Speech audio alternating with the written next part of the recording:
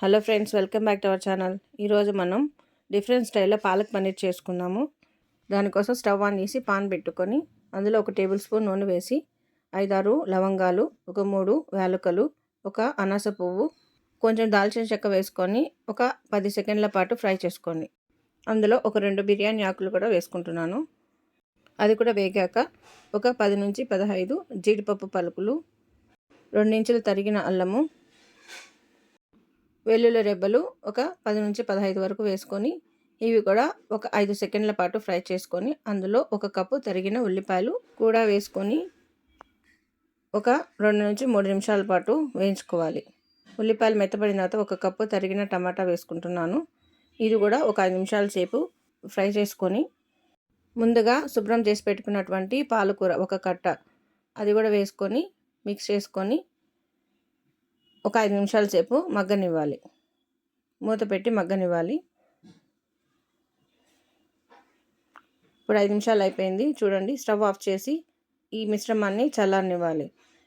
చల్లారిన తర్వాత దీన్ని మిక్సీ జార్లోకి తీసుకొని మెత్తగా పేస్ట్ చేసుకోవాలి. చూడండి, ఈ విధంగా.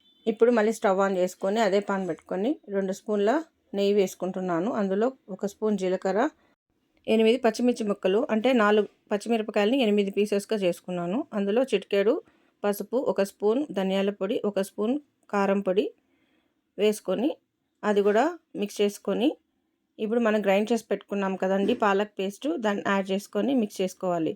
ఇది ఒక 5 నిమిషాల సేపు లో ఫ్లేమ్లో ఫ్రై చేసుకున్న తర్వాత అందులో 1.5 కప్పు వాటర్ వేసుకుంటున్నాను. దీనికోసం మెజరింగ్ కప్ యూజ్ చేశాను నేను.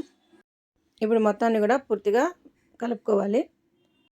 ఈ గ్రేవీని ఒక 5 నిమిషాల పాటు ఉడకనిచ్చి అందులో 200 గ్రాముల పన్నీరు ఇలా చిన్న చిన్న ముక్కలుగా చేసి వేసుకొని ఒకసారి కలుపుకొని మూత పెట్టి 5 నిమిషాల సేపు ఉడికించుకోవాలి.